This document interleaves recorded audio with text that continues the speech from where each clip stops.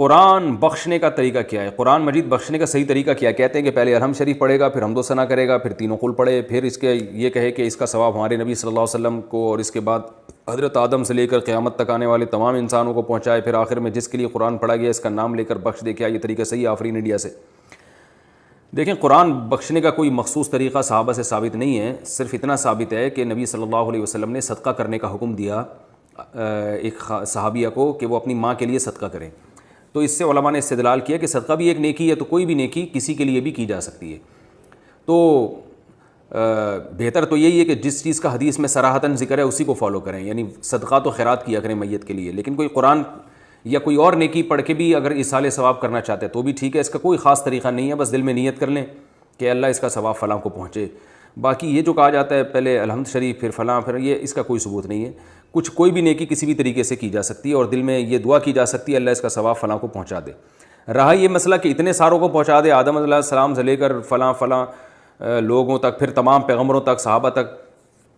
تو یہ بھی جائز ہے کیونکہ ناجائز ہونے کی کوئی دلیل نہیں ہے۔ لیکن اس میں علماء کی دو رائے ہیں، بعض علماء یہ کہتے ہیں کہ ثواب تقسیم ہو کے پہنچتا ہے، تو جتنے لوگوں کو شامل کریں گے ثواب ڈیوائڈ ہو جائے گا، اور بعض کی رائے یہ نہیں کہ نہیں تقسیم نہیں ہوتا بلکہ ہر ایک کو پورا پورا پہنچتا ہے۔ تو ان میں سے کسی بھی مسلک پہ کوئی مضبوط قرآن و سنت سے دلیل کسی کے پاس نہیں ہے کہ اللہ کی رحمت سے امید کی جا سکتی ہے کہ اللہ سب کو سارا ہی ثواب پہنچا دیں، اللہ چاہیں تو ڈیوائڈ کر کے پہنچا دیں، تو اس لیے کوئی ایسا خاص طریقہ نہیں ہے، جس طرح سے چاہیں کر لیں آپ۔ میرا جو اپنا معمول ہے میں تو یہی کرتا ہوں کہ ایک تو صدقات و خیرات کو فوکس کرتا ہوں، جو میرا جو معمول ہے کہ جو میت کے لیے جو حدیث میں جو چیز منصوص ہے، جو متفق علیہ، اور اگر قرآن پڑھ کے کرنا چاہیں تو دل میں بس اتنی نیت کہ سورہ فاتحہ پڑھی یا کوئی بھی سورت پڑھ لی، اللہ اس کا ثواب فلاں کو پہنچے، تو سب طریقے ٹھیک ہیں۔ کیا کفن سفید رنگ کا ضروری ہے؟ کیا کفن کا رنگ سفید کے علاوہ کسی اور رنگ کا بھی ہو سکتا ہے؟ شہزاد پشاور سے۔ بھائی کفن کسی بھی رنگ کا ہو سکتا ہے، سفید ضروری نہیں ہے، حدیث میں ترغیب ہے کہ سب سے بہتر رنگ جو ہے وہ سفید ہے، تو کفینوا فیہا موتاکم، مردوں کو اس میں کفن دیا کرو۔ لیکن صحابہ کرام سفید رنگ کا اہتمام نہیں کرتے تھے، جو کپڑا میسر آتا وہ کفن کے طور پہ پہنا دیا جاتا تھا۔ میت کو پڑھ کر بخشنا، میری والدہ کا جنوری میں انتقال ہوا تھا، ہم ان کے لیے کیا کیا صدقہ جاریہ کر سکتے ہیں؟ نیز کیا ان کو کچھ پڑھ کر بخش سکتے ہیں؟ یہ کہاں تک صحیح ہے اور کیا اس کا ثواب میت کو پہنچتا ہے؟ مسز عمر ریاض سے۔ قرآن کی تلاوت وغیرہ پڑھ کے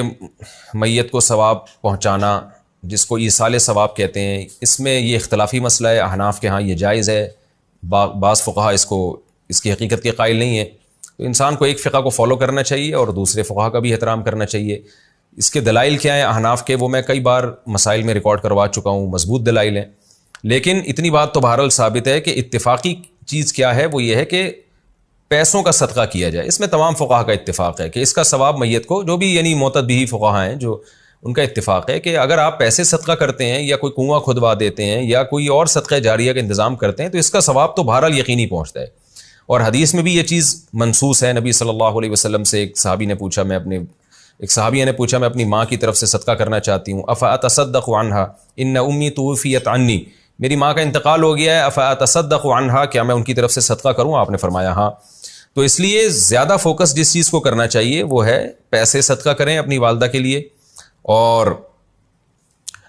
کوئی مدرسہ بنا دیں، مسجد بنا دیں، یا مسجد میں تعاون کر دیں، یا مدرسے میں تعاون کر دیں، یا یتیم خانے میں تعاون کر دیں، اس طرح سے کوئی بھی صدقہ جاریہ ہو، یا ویسے ہی کوئی صدقہ کسی غریب کی مدد، اور دل میں نیت کر لیں کہ اس کا ثواب میری والدہ کو پہنچے، تو یہ انشاءاللہ آپ کی والدہ کو ثواب پہنچے گا۔ میں بھی دل سے دعا کرتا ہوں اللہ تعالیٰ آپ کی والدہ کی مغفرت فرمائے اور ان کے درجات کو بلند کرے۔